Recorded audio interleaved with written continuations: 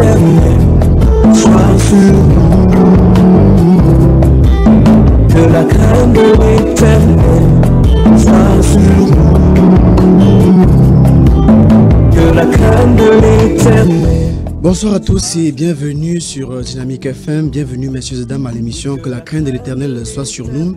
C'est tous les jeudis désormais à partir de 21 h. Vous avez rendez-vous avec un programme à thématique chrétien développant les sujets bien évidemment bibliques sur lesquels se trouvent parfois des contradictions afin d'amener la lumière, mesdames et messieurs. Je suis accompagné ce soir comme très souvent par l'évangéliste Élie Bertrand Tchabda. Bonsoir. Bonsoir Billy, bonsoir à tous les auditeurs des Dynamique FM encore ce soir. Soyez les bienvenus à Dynamique FM. Merci à tous les auditeurs également qui sont là, postés pour nous écouter tard de ces jours-ci. Ébrangéliste, j'ai une petite question à vous poser. Que pensez-vous du paysage, de l'aspect qu'on peut avoir de la vie aujourd'hui? Ce n'est que la décadence et la pauvreté. Le constat qu'on peut faire. Le constat sur tous les plans, que ce soit socio-économique. Enfin, si on prend l'actualité nationale et internationale nous montre clairement comment des groupes s'élèvent. Il y a des protestations par-ci, des protestations par-là, des ripostes par-ci, des guerres un peu de partout. Ce sont des signes annonciateurs de quelque chose qui sont en train d'arriver sur le plan spirituel. Parce que souvenons-nous que le plan spirituel gouverne le plan physique. C'est ce qui se passe parce que notre Seigneur jusqu'à avait dit qu'il y aura les signes dans le ciel. Quand il y a le signe dans le ciel, il y aura une répercussion sur la terre. Et le Seigneur jusqu'à avait dit dans Saint Matthieu 24 que les gens vont rendre de l'angoisse. Il y aura de l'angoisse parmi les gens des nations parce que par crainte de ce qui arrive. Parce qu'aujourd'hui, on ne sait carrément pas qu'est-ce qui peut arriver à tout moment. À tout moment, le paysage politique d'un pays peut changer. Le paysage économique d'un pays peut changer. On se souvient, il y a cela quelques années, on avait parlé de cette récession qu'il y a eu. Il y a eu des conséquences. Les gens se sont donné la mort. À une tenue donnée, on voit effectivement que par suite d'une situation, des situations néfastes comme la Bible le déclare, quelqu'un peut sortir le matin et ne rentre plus. Donc ça veut dire que les démons sont à l'œuvre. J'ai tout de même un fait de société sur laquelle j'aimerais que vous apportiez vous développiez un petit argumentaire. Oui. On a une jeune fille qui est mariée à un homme qui matériellement est riche, donc ils vivent dans l'abondance. Oui. Elle va sortir pour aller en voyage, rendre vite à la famille, et puis le bus qui va la transporter va partir avant son arrivée. Oui. Et puis elle décide de retourner à la maison d'où elle est partie. Oui. Et puis elle va se rendre compte que son mari, sera en train de coucher avec des enfants. Donc il y a un enfant avec qui il est en train de coucher, de sodomiser. Et il y a un deuxième qui attend son tour à côté. Voilà. Que dire, que tirer? Et la petite fille, la jeune fille se plaint. Elle se demande comment faire pour s'en sortir parce qu'elle a peur d'être assassinée par cette personne, par ce monsieur. Il y a une chose, si cette personne n'est pas en Christ, c'est une autre paire de manches. Si elle n'est pas en Christ, ça suppose qu'elle est dans le même camp que ce monsieur. Le monsieur a seulement choisi la dimension de fonction dans ce camp-là. Il veut dire ceci, il y a deux camps. Il y a le camp du Seigneur Jésus-Christ. Dans ces cas, gouverneur qui dirige les chrétiens, ceux qui ont fait alliance avec le sang du Seigneur Jésus-Christ, et l'autre camp, donc ceux qui n'appartiennent pas au Seigneur Jésus-Christ. Si tu n'appartiens pas au Seigneur Jésus-Christ, ce camp-là est vraiment amusant. Dans ces camps, il y a des menteurs, il y a des voleurs, il y a des prostituées, il y a ainsi de suite, tous les autres vices.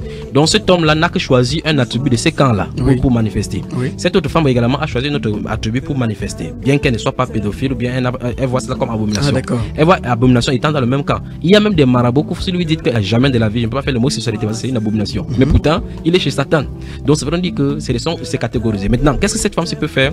La seule façon de faire, c'est trouver refuge en Jésus-Christ. Si elle trouve refuge en Jésus-Christ, la Bible déclare dans Matthieu chapitre 20, chapitre 10, le verset 28, la Bible déclare que ne craignez pas ceux qui peuvent tuer le corps et qui ne peuvent pas tuer l'âme. Donc c'est la chose à faire. Mais très souvent, ceci pose donc la problématique de la personnalité des personnes que nous rencontrons pour le mariage. Quelle a été la motivation? Donc si c'est le Seigneur qui a permis, parce que la Bible déclare qu'il n'y a rien de caché qui ne sera dévoilé. Pourquoi le bus est allé? Ça suppose que Dieu a voulu que le secret de ce monsieur soit dévoilé ce jour-là. Ça veut dire qu'il faisait en cachette. Or, autre chose maintenant, c'est que ça veut dire que ce monsieur n'a pas commencé ce start aujourd'hui. Il a commencé depuis. Alors, pendant leur mariage, ou bien avant qu'il ne se marie, avant que dans le monde les gens se côtoient, ils montent, ils descendent, elle n'a pas soupçonné quelque chose parce qu'elle était enveloppée et aveuglée par de l'argent, par le matériel. C'est pour cela qu'il faut faire très attention avec les personnes qu'on rencontre parce que des jeunes filles sautent sur une petite occasion. Il y a des filles comme ça qui fréquentent des préposés leur viennent, qui sont des étudiants, ils ne veulent pas étudier, ils ne veulent pas avancer parce qu'elles disent est-ce qu'on mange l'amour et on boit de l'eau. Ils ne veulent pas marcher avec un étudiant. Absolument, parce que les personnes, quand on garde des grosses voitures, pour s'éventer au quartier, même des parents envoient des enfants, les jeunes filles dans cette direction-là, en disant que voilà un jeune, c'est un grand type qui est venu, qui peut relever notre famille. Et on ne veut pas savoir quel est l'état spirituel de ce monsieur. Ce n'est pas normal donc qu'on envoie sa fille donc, en mariage dans la gueule d'un loup comme ça.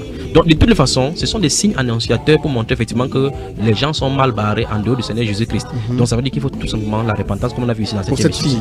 Pour cette fille-là, il faut la repentance. Donc elle peut contacter, si elle le peut, l'émission, on va la guider dans la direction. Le mot grec ecclésia qui signifie littéralement appelé ordeur, le mot église tire son origine. Ceci dit, l'église est constituée des personnes physiques et spirituelles appelées hors d'un système établi par des hommes et non par Dieu.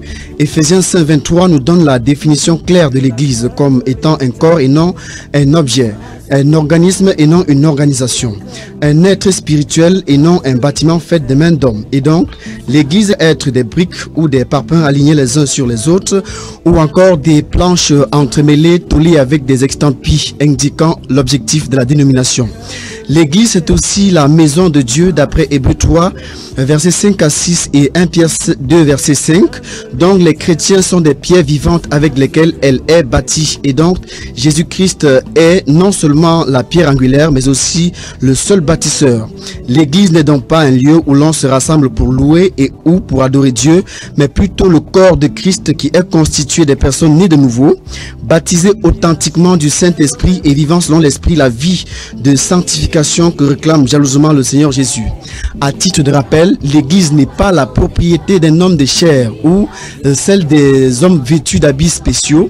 L'église appartient à son chef, à son époux, à son bâtisseur, Jésus-Christ seul, selon Matthieu 16:18 et Éphésiens 5:23. Messieurs et dames, cette définition de l'église découle de la précédente édition de cette émission qui, par la grâce de Dieu, a jeté son dévolu sur l'église, sa définition et son fonctionnement sur la terre et aussi sa finalité. Il sera question ce soir de poursuivre la compréhension en soutenant avec des versets bibliques afin d'établir une lumière sur la question de l'église, bien évidemment avec le concours de l'évangéliste Élie Bertrand Tchabda. Messieurs et dames, soyez les bienvenus. Que la crainte de l'Éternel soit sur nous. Le temple de Dieu. Le temple de Dieu, c'est nous.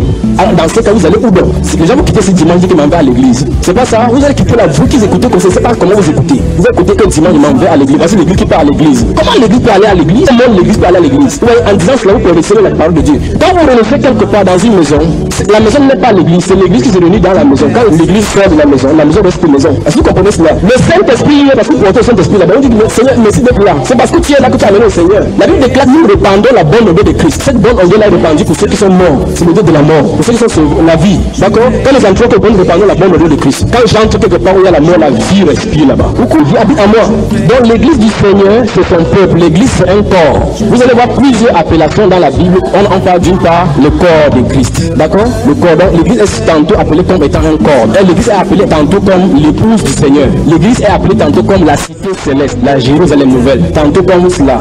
Jamais dans la pensée du Seigneur, l'église ne se réfère à un bâtiment. Ce n'est pas la pensée du Seigneur. Toute personne qui utilise les dénominations met la barrière et les divisions dans le corps du Seigneur. Voilà pourquoi Dieu appelle son peuple. La Bible déclare votre corps est le temple du Saint-Esprit. Si c'est ton corps où il habite, tu pars dans quel temple nous chercher encore? Amen. L'église du Seigneur est son corps. Vous êtes membres chacun pour sa part. Nous tous nous formons son corps. Peut-être tu es l'œil, peut-être l'autre est oreille. Chacun doit faire sa fonction. Jésus est la tête. Amen.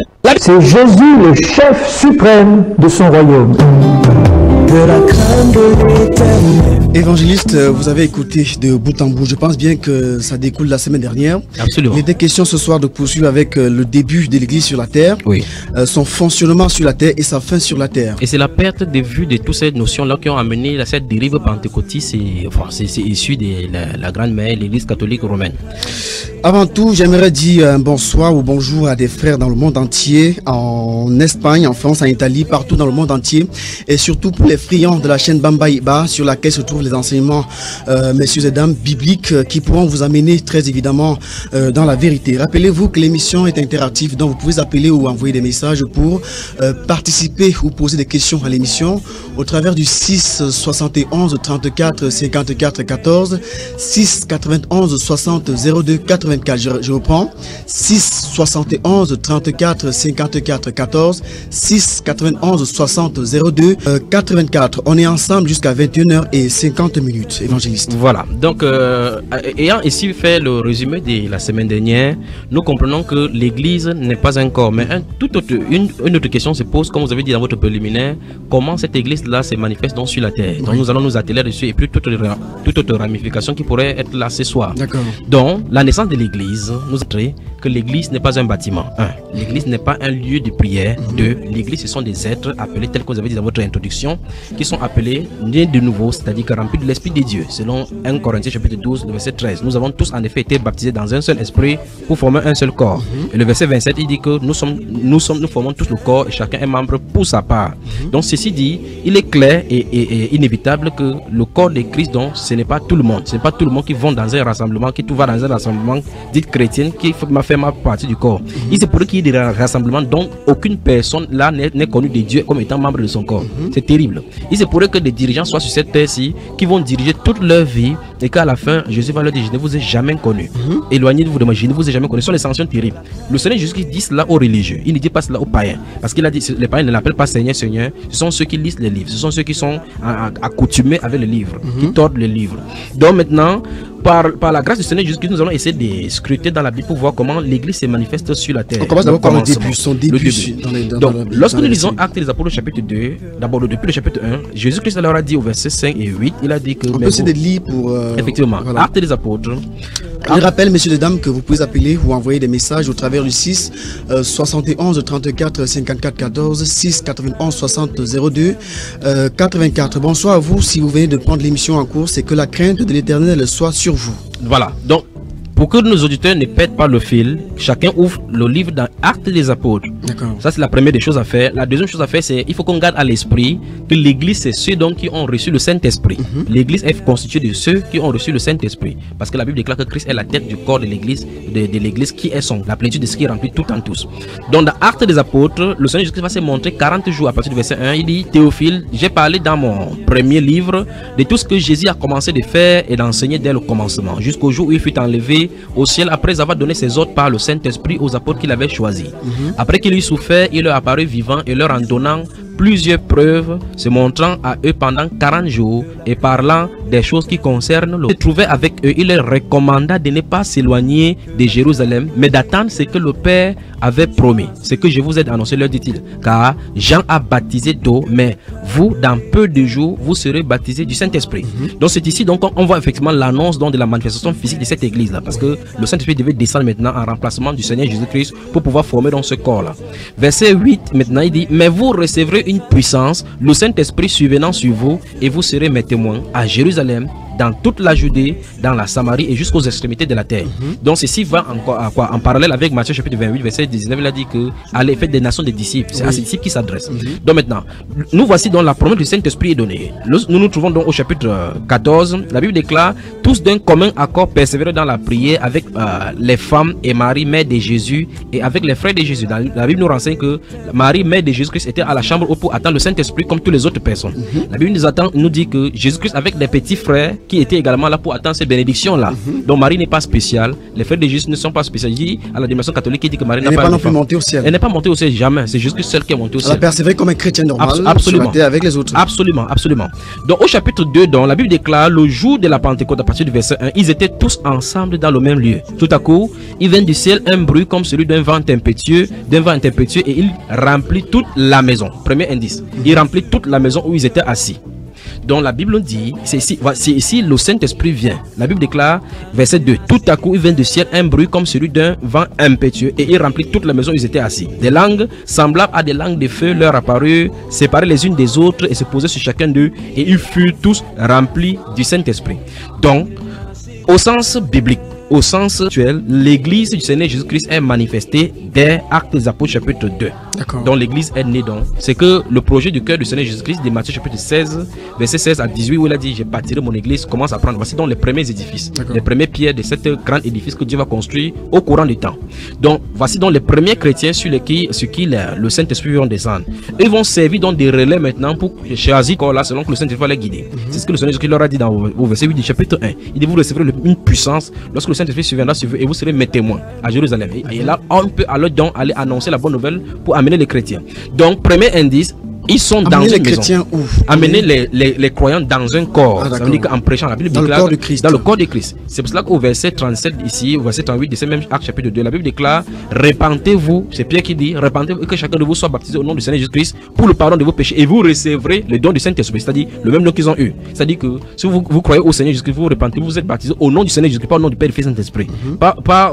On en avait parlé ici, d'accord, le baptême sur le nom du Seigneur Jésus-Christ, et on ne peut pas dire baptême par immersion parce que ce n'est que le plongeon. Non, avec, vous parlez avec invocation. Avec l'invocation du nom du Seigneur Jésus-Christ, c'est ça, c'est le baptême biblique. Donc plonger dans l'eau on avec plonge invocation. avec invocation du nom du Seigneur Jésus-Christ. Sinon, on n'est pas baptisé. Sinon, on n'est pas baptisé. Maintenant, la Bible déclare donc que lorsqu'on fait cela, Dieu s'engage à accorder le Saint-Esprit. Et dans Acte chapitre 8, nous verrons effectivement que les Samaritains ont fait exactement cet ordre-là. Cette fois-ci, c'est Philippe qui va leur dire ça, l'évangile Philippe qui va leur dire cela. Ils vont être baptisés au nom du Seigneur Jésus-Christ, mais le Saint-Esprit ne descendra pas. C'est plus tard que les apôtres vont venir prier pour qu'ils reçoivent le Saint-Esprit. Donc, qu'est-ce que je vais dire? L'apôtre Paul donne le même ordre que le Seigneur Jésus-Christ a donné. Il prêche l'évangile, la Bible déclare que par plusieurs autres discours, il les exhortait en disant: sauvez-vous de cette génération perverse et corrompue. On dit: ceux qui acceptaient sa parole furent baptisés. En ces jours-là, le nombre de disciples augmentait d'environ 3000 âmes. Ils persévéraient dans l'enseignement des apôtres, dans la façon de paix, ainsi de suite. Donc nous voyons effectivement que le premier principe de l'église, c'est ceci: on annonce l'évangile, les gens croient, les gens y entrent. Mais maintenant, revenons ici au verset 4. La Bible déclare: ils furent tous remplis du Saint-Esprit et s'est mis à parler en d'autres langues selon que l'Esprit leur donnait de s'exprimer. Ça, c'est la Bible déclare: ils étaient environ 120 là-dedans. Il y a Marie, la mère du Seigneur Jésus-Christ. Elle n'a pas réclamé le ministère. Elle n'a pas dit c'est le ministère de son fils. Elle n'a pas accaparé maintenant pour dire que c'est Holy Maria Ministry. Donc, l'église commence, la naissance de l'église commence dans une maison. C'est frappant. D'accord. C'est frappant. Deuxième chose, deuxième indice, dans le Acte chapitre 2, lorsque les disciples vont commencer à prêcher, la Bible déclare que 3000 personnes vont se convertir. Oui. Ils n'ont jamais eu une pensée d'aller construire un bâtiment. C'est ici donc qu'il faut que la révélation, les yeux des uns et des autres s'ouvrent. Aujourd'hui, vous allez voir, les gens vont se poser comment on va faire. Ils se disent d'abord 120, la Bible déclare que c'était dans une maison. Maintenant, une maison d'habitation.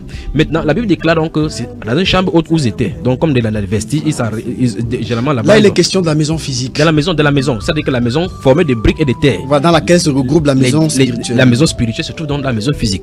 Donc, je crois qu'au courant de l'émission, il va falloir qu'on explique le mystère du temple, c'est-à-dire que la définition, le pourquoi le temple avait été donné. Donc, il faut qu'on touche là. Je pense bien qu'on va y arriver. Voilà. Donc maintenant, nous convenons donc que le corps qui est le corps mystique du Seigneur Jésus-Christ, qui se manifeste physiquement sur la terre, parce qu'il y a l'aspect spirituel, parce que c'est incompréhensible de comprendre comment le corps, la tête est dans le ciel, le chef suprême est dans le ciel et son corps est sur la terre, pourtant on ne voit pas la terre, son corps physiquement. Donc son corps, ses membres, tous ensemble, nous tous sur la terre, formons donc le corps de Christ.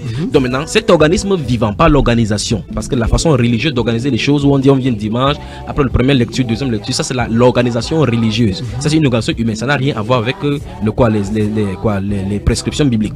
Donc maintenant, lorsque la Bible nous dit que l'église est née dans une maison, c'est frappant. Parce que les actes des apôtres, déjà la dernière fois nous avons lu plusieurs fois dans l'émission, ici nous avons vu que l'apôtre Paul dit, il a proposé la fondation comme un sage architecte et un autre bâti dessus. Qu'on prenne garde de la manière dont on bâtit, car aucune autre fondation ne peut être posée. Dans Éphésiens chapitre 2 verset 20, il dit: vous avez été édifiés sur le fondement des apôtres et des prophètes, Jésus-Christ lui-même étant la pierre angulaire. Donc nous voyons effectivement que acte des apôtres, c'est l'acte arrêté du Saint-Esprit. Ici il fait 57 fois mention de l'Esprit. Donc ce sont les apôtres qui étaient conduits par le Saint-Esprit. Et Jésus leur avait promis cela dans le livre de Jean au chapitre 14, chapitre 15, chapitre 16, que j'enverrai le consolateur viendra, il vous conduira en toute la vérité. Donc tout ce que les apôtres seront en train de faire, Saint-Esprit qui va le conduire, et c'est la vérité. Et si c'est la vérité, tous ceux qui se disent suivre Jésus vont suivre ces modèles-là. Parce que Jésus est la pierre angulaire. Et les disciples, les premiers des apôtres qui ont écrit ces livres, ils sont là pour nous montrer le canevas, comment suivre pour marcher dans la même voie. C'est pour ça que le célèbre apôtre Paul pouvait donc dire: soyez mes imitateurs comme je le suis moi-même de Christ. Et il a dit dans 1 Corinthiens, il a dit que si vous suivez l'évangile, vous retenez l'évangile tel que je l'ai annoncé, le Dieu de paix sera avec vous. Parce qu'il savait de qui il n'y a pas de tournure à faire, il n'y a pas de nouvelle révélation à donner. Aujourd'hui, vous entendez quelqu'un soit avec, il dit que Dieu lui a donné une vision avec le nom de son église. Donc le Dieu du ciel qui avait été sur cette terre, il a dit qu'il continue son église, il a décidé de donner l'église à un homme. Vous voyez que ça ne va pas, il y a quelque chose qui ne va pas.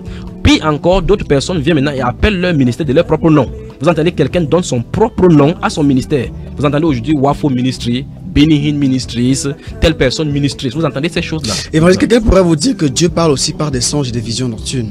Si Dieu parle par les visions et les songes nocturnes, il ne contredira jamais sa parole. Parce que Dieu a une façon humaine d'agir. Il agit de la même façon, de façon cohérente. Parce que si c'était comme ça là, si Dieu lui-même avait préparé l'embrouille comme ça là, c'est que tout le monde, il n'y a pas quoi que ce soit comme base scripturale pour pouvoir défendre que telle vision n'est pas de Dieu, telle est de Dieu. Parce que quand Dieu fonctionne, il sait comment il fonctionne. Il a déjà prescrit de telle enseigne que, par exemple, dans Deutéronome chapitre 18 et chapitre 13, il nous avons mis en garde comment détecter les faux prophètes. Il dit si un prophète dit quelque chose qui n'arrive pas, ce prophète-là aura parlé par audace. Ce n'est pas les visions de son cœur. C'est pas moi qui l'aurais envoyé. Vous voyez, n'est-ce pas? Donc Dieu lui a mis les choses en exemple. Il dit peut-être diras-tu que en ton cœur que comment savoir les paroles que Dieu l'Éternel n'aura pas dites. Et après il donne les indices comment on fait pour détecter. Donc Dieu lui-même a mis en garde et mis les garde-fous là-bas de telle façon qu'il n'y ait pas d'ambiguïté. Si le Seigneur Jésus dit que prenez garde car beaucoup de faux prophètes se lèveront. Quand il dit prendre garde, ça se passe qu'il faut qu'on soit sous nos gardes. Comment tu vas être sous tes gardes si tu n'as pas de moyens pour les surveiller? Vous voyez, n'est-ce pas? Donc si quelqu'un s'amène à vous ou à n'importe qui disant qu'il a une vision ou un songe nocturne venant de Dieu, il faudrait bien que ce soit cadré avec la parole, du Seigneur, avec les écrits bibliques. C'est le don, l'occasion de dire donc que toute personne qui dit qu'elle a construit une église en disant que Dieu lui a montré en vision, il est déjà trompé par Satan. Quelle que soit la personne, quelle que soit la sincérité de la personne, parce que Dieu n'a jamais eu cette pensée. Dieu ne peut pas créer une pensée, une vision à quelqu'un qui va créer la division au milieu de son corps. Parce que la vision qui était donnée, nous quand nous voyons par exemple le progrès, le fonctionnement des apôtres, nous voyons effectivement que l'apôtre Paul prêchait un évangile quelque part, Jacques prêchait un autre de l'autre côté, Philippe prêchait de l'autre côté, les autres apôtres prêchaient de l'autre côté, mais ils prêchaient le même évangile. Mais aujourd'hui, chaque dénomination a ses concepts. Puis encore, ils ont des, vous appelez ça les règlements intérieurs. Ils ont chaque personne a le règlement intérieur. Les uns ils nomment les archbishops, d'autres il y a des programmes qui des pasteurs anciens. Dans d'autres encore, on n'admet même pas le titre de pasteur ni évangile parce qu'on dit que c'est déjà passé. Dans une autre assemblée encore, il n'y a pas de prophète, mais tous disent détenir l'autorité de Dieu. Tout ça donc c'est Satan qui les trompe. Donc il n'est pas question de ce type de fonctionnement. Il n'y a pas de ce fonctionnement. Quand il s'agit de l'église du Seigneur. Absolument. Donc c'est pour cela qu'il est important que chaque personne qui aime le Seigneur cherche vraiment le Seigneur dans la Bible, mais pas dans le paysage religieux. Parce que dans le paysage religieux actuel, il y a effectivement du cafouillage et de l'apostasie. Donc d'où la nécessité de regarder la parole authentique qui est écrite par rapport à l'église et de savoir quel temps nous vivons afin de pouvoir s'en sortir. Sinon, dans ce cas, comment donc l'église fonctionne-t-elle sur la terre? Sur la terre, donc, nous venons de voir ici dans Actes des Apôtres au chapitre 2 que l'église est née dans une maison. Je parle ici, en fait, il faut que les gens soient clairs avec les gens. Je vais parler de la réunion, la façon que les gens s'assemblaient dans le Nouveau Testament, dans la naissance du Nouveau Testament, de la Bible, de l'église, jusqu'à ce que les dénominations viennent en place. D'accord. Oui. Je rappelle, messieurs et dames, vous qui êtes à l'écoute, que vous pouvez envoyer des messages ou appeler en direct au 6 71 34 54 14 6 91 60 02 84. Posez des questions, témoignez de l'émission, on vous attend. On est ensemble jusqu'à 21h50. Et aussi vous qui écoutez en différé de l'étranger, vous pouvez laisser vos questions sur internet, sur le site, sur la chaîne Bambaïba et aussi sur Skype. Absolument, absolument. Le Skype Junior, JUNHIORS avec le chiffre 3. Les questions seront répondues en direct à l'antenne. Évangéliste, je viens à vous. Le verset 46 des Actes chapitre 2 dit ils étaient chaque jour tous ensemble assidus au temple. C'est ici. Ils étaient tous chaque jour assidus au temple. Ils rompaient le pain dans les maisons et prenaient leur nourriture avec joie et simplicité de cœur. Ayons en feedback dans notre pensée que la première annonce de l'évangile a eu lieu lorsque les Juifs qui ne connaissaient rien de la venue de Jésus-Christ, qui sont sortis de part et d'autre dans le monde de 15 pays sont représentés là-bas à Jérusalem à ce moment, dans cette festivité des Juifs là, la fête de la Pentecôte. Nous voyons effectivement qu'ils sont venus pour fêter au temple, parce qu'en réalité c'est le lieu de rencontre des Juifs là-bas maintenant. L'apôtre Pierre va leur prêcher là-bas, ils vont croire, plus de 3000 personnes vont croire. La Bible déclare donc qu'ils étaient chaque jour tous ensemble assidus au temple. Donc ils continuent toujours à aller au temple, parce qu'ils n'avaient pas compris effectivement que la réalité, l'ombre ici, donc il faut qu'on s'arrête pour expliquer pourquoi le temple avait été donné.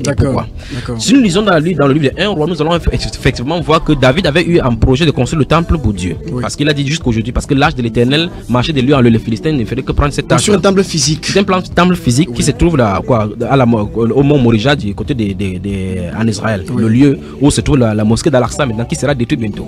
Donc maintenant, la Bible déclare donc que Dieu a dit au prophète d'aller dire à David qu'il a versé du sang. Il est un homme de guerre, il ne peut pas lui construire le temple parce que c'est David qui avait un projet. Il dit c'est le fils qui est né de lui qui va le faire. Donc Dieu va bénir donc Salomon. Salomon va construire ce temple là. Lors de l'inauguration du temple, Salomon lui-même, rempli du Saint-Esprit, va comprendre effectivement qu'il est en train de prophétiser plutôt. C'est très important de comprendre cela. Lui-même, il va dire le prophète, et c'est répété dans Actes des Apôtres, il va dire que quoi donc Dieu habitera-t-il dans le temple fait des mains d'hommes? Donc je dis c'est quand même curieux que c'est lui qui a construit le temple ce jour-là en voulant que Dieu vienne dans sa demeure, en priant, dit plutôt que quoi donc? Ici, il a compris clairement que c'était une prophétie. Ah, d'accord. Que Dieu habitera-t-il fait de main d'homme? Voici donc les cieux et les cieux ne peuvent le contenir. Est-ce que c'est à plus forte raison qu'il n'habite pas le temps des mains d'homme? À plusieurs reprises dans l'Ancien Testament, Dieu va dire qu'il aura les yeux. En fait, la réponse de cette prière-là de Salomon, il va venir dans la nuit, il va lui dire que désormais il aura les regards sur ce temple-là parce que ça lui a été consacré. Oui. Parce que c'est un lieu dont la Bible déclare, donc voici la terminologie que la Bible utilise, le lieu où il a choisi pour faire résider son nom. Oui. C'est son nom qui est résidé. Et donc ça c'est l'ancienne alliance. Dans la nouvelle alliance, Salomon a prophétisé sur quel temple puisqu'il a bâti un autre temple. C'est exactement. Donc le temple physique que Salomon a prophétisé, il est en train de prophétiser comme ça un autre temple qui viendrait. D'accord. Donc c'est pour ça que c'est important qu'on comprenne la notion de la terminologie. Donc quand Dieu utilise, par exemple quand ils étaient dans le désert, Dieu leur a demandé, vous serez entrés dans le pays que je vous donne, ce n'est pas, vous ne comportez pas de votre dîme et votre offrande n'importe comment.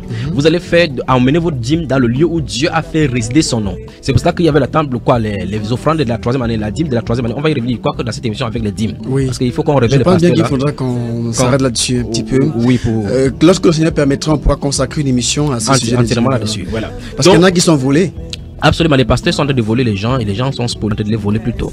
Donc la Bible déclare donc que Salomon inaugure le temple en disant à Dieu, quoi donc Dieu habitait le temple fait de main d'homme. Il comprend donc que c'est une prophétie qu'il a de faire, que le temple symbolise quelque chose. Parce que la Bible déclare, si nous lisons Hébreu, si quelqu'un prend Hébreu, lit doucement, on va voir comment l'apôtre prend d'expliquer la disposition des chérubins, la disposition des rideaux, ainsi de suite, ainsi de suite. Il dit que ces choses-là, placées ainsi, c'est pour annoncer une chose jusqu'à une époque de réformation. Il dit qu'il y a beaucoup de choses à dire là-dessus, mais ils sont revenus lents à comprendre. Donc l'apôtre Paul dit donc que chacune des choses dans le temple était une disposition particulière pour prophétiser quelque chose. Maintenant, que si symbolisé dans le temple de Jérusalem, le Seigneur Jésus-Christ va venir dans Matthieu, on va voir effectivement dans Matthieu, Marc et Luc, nous allons voir effectivement comment les disciples vont apprécier la construction du temple. Jésus va leur dire, il viendra un temps où il ne resterait pas ici pierre sur pierre. Effectivement, ce temple de Jérusalem a été détruit sur Titus en l'an 70 pour accomplir effectivement la prophétie du Seigneur Jésus-Christ. Oui. Pourquoi Jésus-Christ dit que le temple sera détruit? Parce que l'évangile avait été quitté de chez les Juifs pour aller chez les nations. Oui. Dieu a mis pause avec Israël pour traiter avec les nations avant de revenir là-dessus. Parce que dans Ézéchiel au chapitre 40 à 44 jusqu'au dernier chapitre d'Ézéchiel, il est consacré au troisième temple de Jérusalem qui sera rebâti.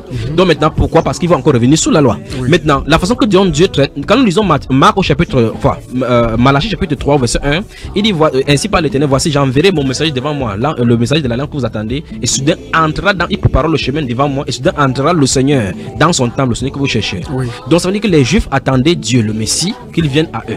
Dieu dit donc avant qu'il ne vienne, quelqu'un va venir préparer le chemin devant lui. Et soudain, ce Seigneur dont il cherche, le Dieu du ciel qu'il cherche, entrera dans son temple.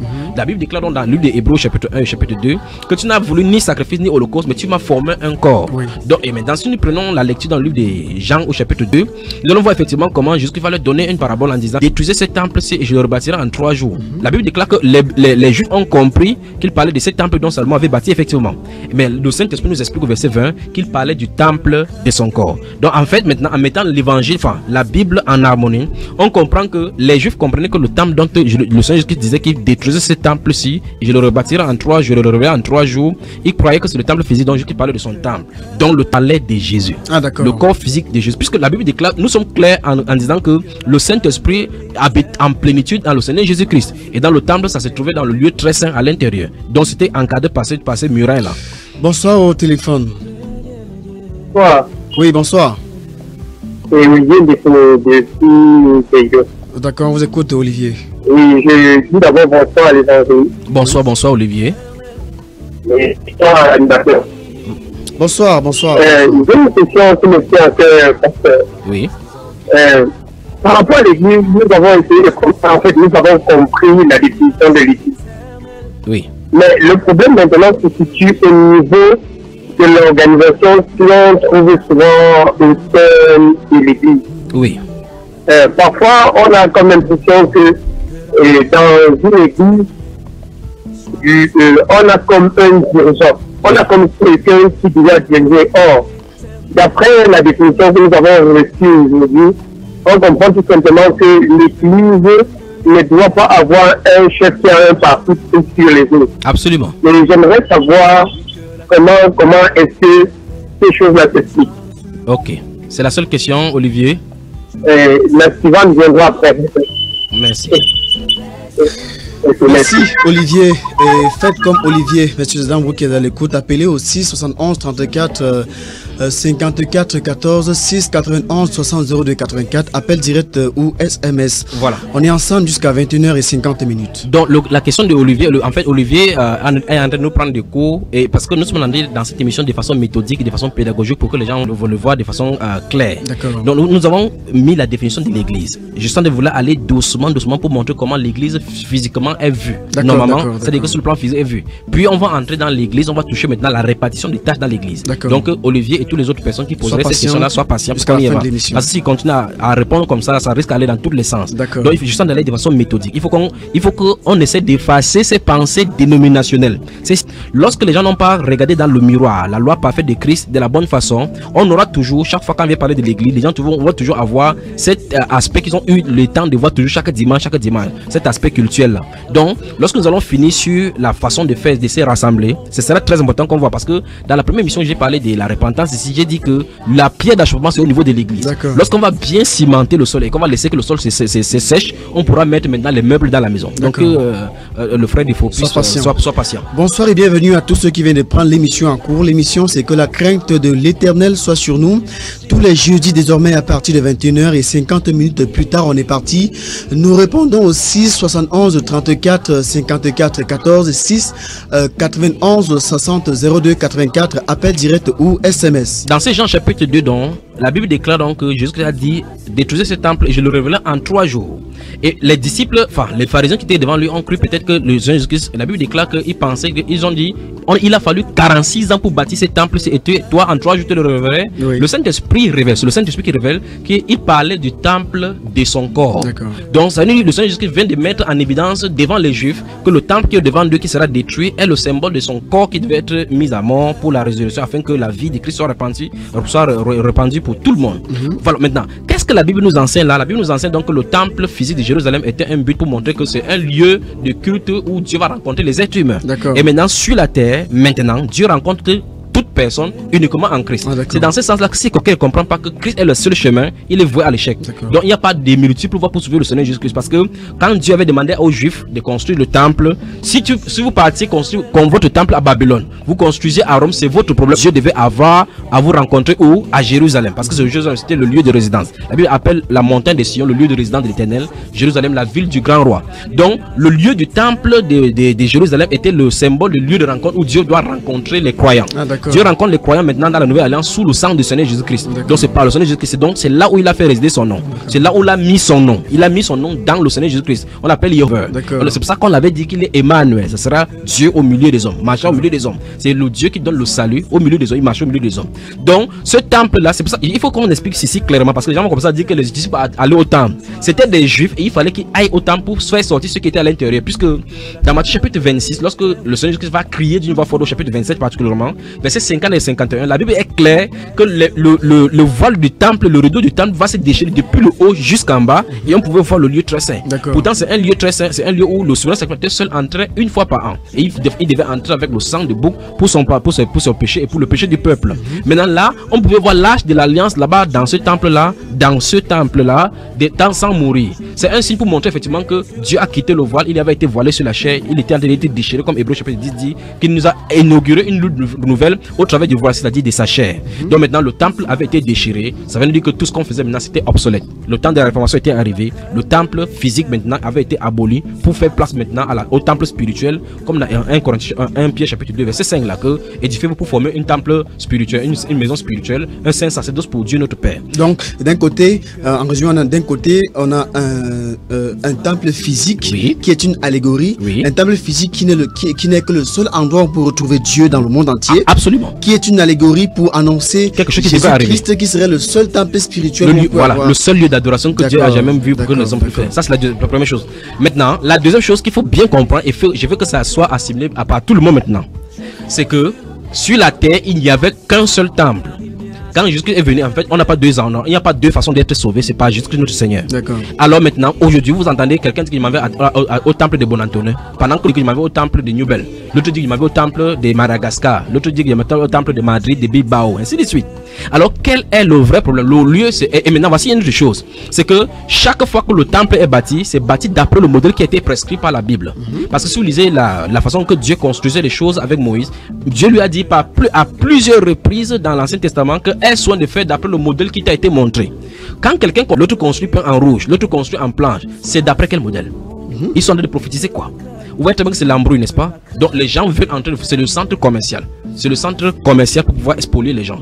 Il y en a qui prendront des versets bibliques dans l'Ancien Testament pour expliquer la. Ils ne pourront pas s'en sortir parce que la Bible est claire que l'Ancien Testament était l'homme. C'était de l'ombre des choses à venir. Le corps maintenant est en Christ. C'est ce que la Bible nous explique. Parce qu'en fait, si on construit un temple, il faut qu'il y ait des sacrifices à donner là-bas. C'est aussi simple que possible. C'est pour cela que lorsqu'on va toucher ça, les offrandes, les dîmes et autres vont régler le problème. Et pourtant, Jésus-Christ lui-même allait au temple. En fait, c'est normal. Il allait enseigner au temple. C'est normal au temple. C'est normal qu'il y va. Et on va toucher le cas des synagogues là maintenant.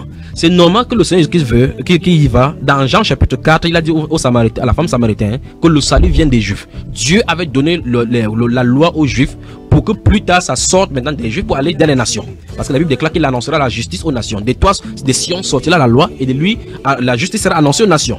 Donc il sort de là pour venir au temple. La preuve est que quand les disciples vont commencer à prêcher cette doctrine, à partir du chapitre 3, chapitre 4, on va commencer à les chicoter. Pour dire, nous avons interdit de parler de ces noms-là ici. On vous interdit de parler de ces noms-là. Vous avez rempli tout Jérusalem au nom et vous voulez faire retomber le sang de cet homme-là sur nous. Et donc le but pour lequel ils allaient au temple, c'est pour sortir les gens sur le loi, pour leur montrer effectivement que c'est terminé. Que ce que vous lisez chaque jour dans le livre des sabbats, dans le jour du sabbat, c'est accompli en Jésus-Christ. C'est le but pour lequel ils partaient. Voilà le but pour lequel. En fait, de toute façon, les Juifs sont toujours là aujourd'hui. Où est-ce qu'on va encore aller dans ce temple-là? Il n'y a plus de temple.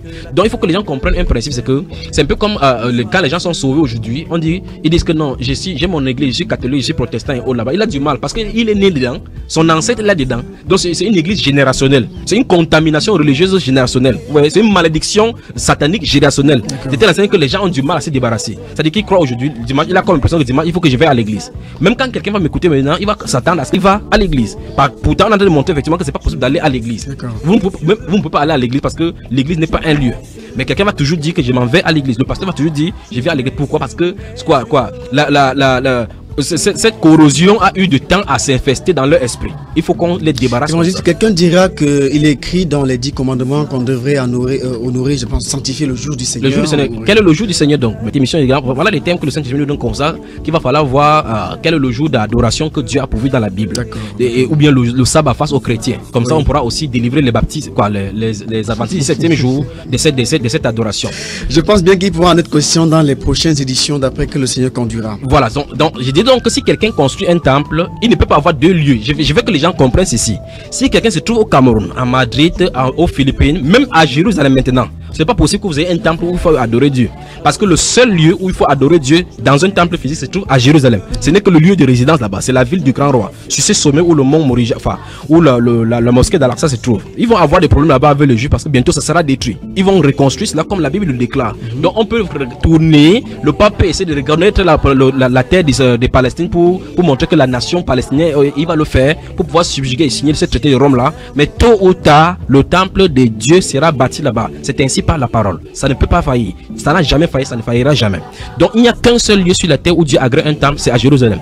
Pour que ce temple soit là, il faut qu'il y ait l'âge de l'alliance. Dans le livre de Jérémie chapitre 3 verset 16, il avait dit que le moment viendra sur la terre, on ne se souviendra plus de l'âge de l'alliance. Donc c'était effectivement comme ça. On ne sait pas où l'âge de l'alliance se trouve. Les ustensiles sont en train d'être préparés pour construire ce temple là. Donc le temple que Dieu agrée dans la Bible est au singulier.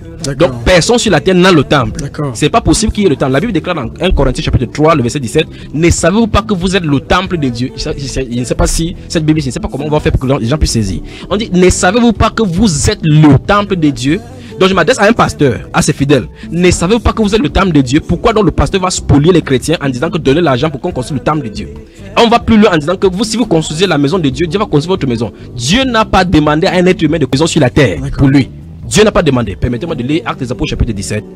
6, 71, 34, 54, 14 et 6, 91, 60, 02, 84. Appel direct ou SMS. Actes chapitre 17, verset 20 dit, verset 21 dit, verset 22. Paul, debout au milieu de l'aréopage, dit, homme athénien, je vous trouve à tous égards extrêmement religieux. concourant votre ville et en considérant les objets de votre dévotion, j'ai même découvert un hôtel avec cette inscription à un Dieu inconnu. Ce que vous reverrez sans le connaître, c'est ce que je vous annonce. Le Dieu qui a fait le monde et tout ce qui s'y trouve, étant le Seigneur du ciel et de la terre, n'habite point dans les temples faits de main d'homme. C'est ce qui est écrit ici. D'accord. Je ne sais pas si les pasteurs ont déjà lu ici. La Bible déclare, il n'est point servi par des mains humaines, comme s'il avait besoin de quoi que ce soit. Lui qui donne la vie à tous, la respiration et toutes choses. Aujourd'hui, le pasteur, quand vous donnez une offrande en pièces, il dit que vous simplifiez Dieu quand vous donnez les pièces jaunes. Et la Bible déclare que Dieu n'a pas besoin de cela. Il veut par là dire que c'est lui qui est Dieu en réalité. Parce que Dieu n'a pas besoin de pièces d'argent. Même si vous donnez 1 million, est-ce que c'est 1 million suffit pour Dieu? Vous pouvez juger Dieu 1 milliard. Tout l'argent qu'on donnera en offrande dans ce monde, est-ce que ça suffira pour Dieu?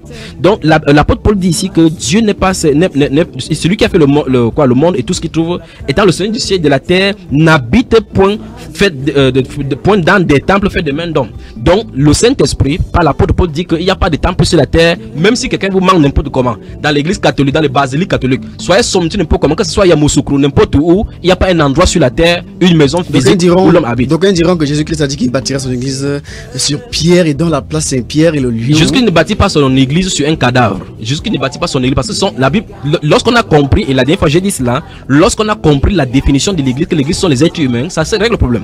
Parce que cette définition de l'église catholique en disant que la basilique Saint-Pierre est bâtie sur la tombeau sur les restes des pierres montre clairement qu'ils sont de considérer la basilique Saint-Pierre comme étant l'église. Alors maintenant, quand Jésus-Christ a dit que j'ai bâtirai mon église et les portes de ceux du monde ne proviendront point, à quel moment donc ça veut dire que la Bible a commencé jusqu'à terminer parce que l'église catholique va venir au 8e siècle. Donc depuis le 1er siècle jusqu'à est parti jusqu'au 8e l'église sur la terre. Donc c'est une abomination. Vous voyez là, n'est-ce pas? C'est des mensonges. On a vu tout à l'heure que l'église naît 40 jours après que. Absolument. 10 jours après qu'ils soient montés au ciel. 10 jours qu'ils sont montés au ciel, l'église était là. Donc en fait, ça, entre temps, il y a le Vatican à Rome, à Rome ou bien à Jérusalem. Il faut la délivrance depuis le pape jusqu'au cardinal là. Donc ce qu'il faut faire maintenant, c'est qu'il faut comprendre qu'il n'y a pas d'endroit sur la terre en dehors de cœurs humains qui sont régénérés où le Saint-Esprit habite. Il n'y a pas fait de main d'homme. Et ici, dans ce verset 24 de Actes chapitre 17, c'est le plus rien. Donc, le problème du temple étant réglé, il faut rester maintenant le problème des synagogues. Il faut donc qu'on résout le sujet parce que vous allez remarquer effectivement dans le livre de Luc au chapitre 4, Jésus-Christ est entré dans les synagogues dans sa patrie à Capernaum et à Nazareth pour enseigner. On nous a donné le rouleau d'Ésaïe, il a trouvé l'endroit où il a dit que l'Esprit Seigneur l'Éternel est sur moi. Donc il y a ce qu'on appelle les synagogues. D'où viennent les synagogues? Vous allez effectivement remarquer que Dieu avait donné l'ordre de construire le temple comme on a vu là-bas. Le seul lieu que Dieu voulait, c'était le temple. Et le signe même des synagogues est le signe même des dénominations d'aujourd'hui. Parce que vous regardez si vous regardez l'ancienne alliance de Matthieu, enfin de Genèse jusqu'à Malachie, vous ne verrez nulle part des synagogues. On ne parle nulle part des synagogues. Vous ne verrez nulle part les pharisiens. Vous ne verrez nulle part les sadducéens, ni les hellénistes, ni vous verrez nulle part. Mais subitement dans Matthieu, on commence à voir les pharisiens qui viennent confronter Jésus. Donc les pharisiens, ceux qui construisent les dénominations, commencent à confronter les vrais serviteurs pour leur dire que c'est les vrais serviteurs qui sont dans le faux. Ils ont dit à Jésus que tu chasses les démons par Belzébuth. Pourtant c'est eux qui sont dans le faux. Mais c'est quand même curieux. Donc les synagogues sont revenus du fait que quand les Juifs avaient été déportés plusieurs fois en Assyrie, à Babylone, étant là-bas, ils étaient spoliés, ils avaient été privés de leur droit de cité à Jérusalem. Donc Jérusalem était à ruine, ils ne pouvaient pas adorer. Ils ont commencé à construire donc des petits lieux de rassemblement de prières pour les Juifs où ils devaient se rencontrer pour lire la Torah. Pour lire la Torah les jours de Shabbat. Donc c'est ainsi qu'il y a une résultat. Ce qui fait que quand ils ont quitté donc de la déportation pour rentrer au pays, ils ont fait la même chose donc maintenant dans des différentes villes. Pourtant il y avait effectivement le temple là-bas, mais il y avait dans chaque ville maintenant des synagogues. Pourtant Dieu n'a pas prescrit cela. Maintenant quand le Seigneur, voici le vrai problème, c'est que quand vous commencez avec le faux, Dieu ne vient pas vous dire que c'est faux. Il continue seulement. Jusqu'à venir, il est en train d'aller prêcher, c'est eux-mêmes qui l'ont chassé. Et chaque fois, Jésus a dit dans Jean chapitre 16 verset 2 là que l'heure vient où quiconque vous fera mourir, il a même dit vous excluront dans leur synagogue. C'est ce qu'il dit. Il dit dans leur synagogue. Donc les synagogues n'appartiennent pas à Dieu, c'est aux pharisiens. C'est eux qui ont créé les synagogues. Absolument. C'est pour ça que Jésus n'a jamais confronté un pharisien dans la synagogue en disant que sortez d'ici. C'est dans le temple qu'il allait chasser. Il est écrit que ma maison sera appelée maison de prière. Mais vous en faites un repère de brigands. Ouais, n'est-ce pas? Parce que c'est dans le temple de Dieu que Dieu avait agréé jusqu'à avait le droit de les chasser là-bas. Mais dans le synagogue, il a dit que si vous entrez là-bas, il va vous traiter. Est-ce que vous comprenez?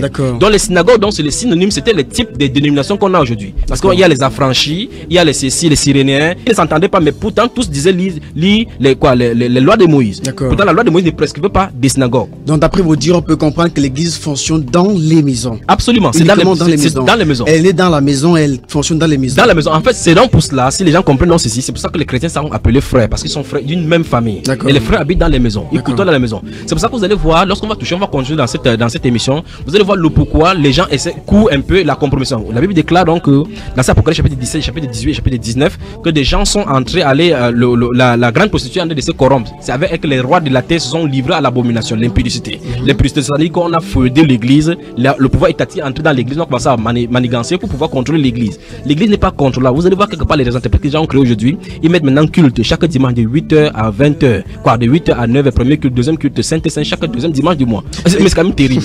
Évangéliste, c'est quand et comment et à quel moment est-ce qu'on peut se retrouver dans une maison pour devenir une église en fait?